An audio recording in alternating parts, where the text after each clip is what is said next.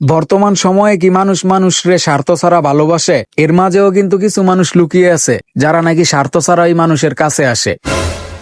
আসসালামু আলাইকুম, আশা করি সবাই ভালো আছেন। আলহামদুলিল্লাহ, আপনাকে দোয়ায় আমি অনেক ভালো আছি। দেখতেছেন দুই বড় ভাই, ভালোবাসার দুই বড় ভাই আইছে আমার কাছে দেখা করতে। ভাইয়েরা কিন্তু আইয়া কোনো কথা নাই, দেরি করে নাই, আমার লগে হাত মিলাইতেছে, বুক মিলাইতেছে। ভাইগো বাড়ি কিন্তু বাইল্লাপাড়া দরগাঁতে কিন্তু ভাইয়েরা আইছে। আরো একদিন আইছিল, ভাইয়ের লগে কিন্তু আমি দেখা করতারি নাই, যে কোনো ভাবে ভাইয়ের লগে আমার দেখাটা হয় নাই। এই দিনকা ভাইয়ের লগে কিন্তু দেখা করে কিন্তু আমার কাছে খুব ভালো লাগতেছে, খুব আনন্দ লাগতেছে। এত দূরের দুই ভাইয়ে যে আমার কাছে আইছে, শুধু কিন্তু ভালোবাসার টানে আইছে, বিনা স্বার্থে। তাকেও কিন্তু কোনো স্বার্থ নাই আমার কাছে যে আইছে। আমি যে ভিডিও করি, আমার ভিডিও গুলো ভালো লাগে, এই কারণে কিন্তু শুধু আমার কাছে বাইরে আইছে আজকে, শুধু ভালোবাসার টানে। আমার ছেলের দেখে কিন্তু এরা অনেকটাই খুশি হয়েছে। আমি কিন্তু আমার ছেলের লইয়া মাঝে মাঝে ভিডিও করি, আমি আমার ফ্যামিলির সবাই লইয়া ভিডিও করি। আমি যে ভিডিও করি, অনেকে ভাবে যে আমি ফেসবুকের মনে হয় যে অনেক টাকা কামাইতেছি। ফেসবুকে কিন্তু অনেক আর ওই রকম ইনকাম দেয় না, আমি কিন্তু ওই রকম টাকা কামাইতে পারি না। তারপরেও আমার কাছে কিন্তু খুব আনন্দ লাগে, খুব ভালো লাগে আমি যে ভিডিও বানাই। এই যে মানুষের রাস্তাঘাটে দেখলে কয়, ভাই আপনার ভিডিও গুলো আমরা সব সময় দেখি, ভালোই লাগে।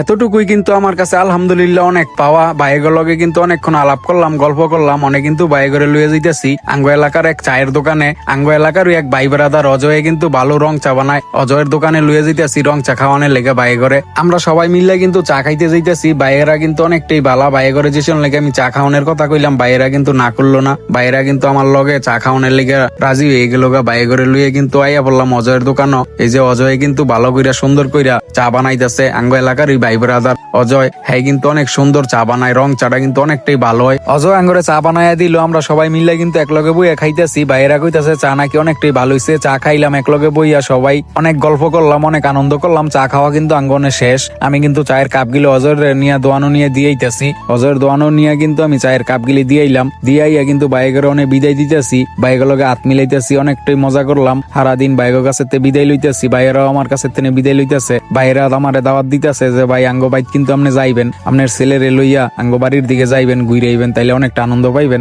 আমিও ভাই করে কথা দিচ্ছি যে হ ভাই, যদি সময় পাই আপনাকে বাড়িতে আমি যামু। মানুষের ভালোবাসা পাইতে চাইলে কিন্তু শুধু ভালো কাজ করতে হইব, এছাড়া কিন্তু অন্য কিছুতে কিন্তু মানুষের ভালোবাসা পাওয়া যাইতো না। টাকা পয়সা দিয়ে যে ভালোবাসাটা মানুষের কাছে পাওয়া যায়, সেটা কিন্তু আসলে ভালোবাসা থাকে না, থাইকা যায় স্বার্থ। আর ভালো কাজের বিনিময়ে যে আপনারে ভালোবাসবো, সেই রইল গিয়া ভালোবাসা।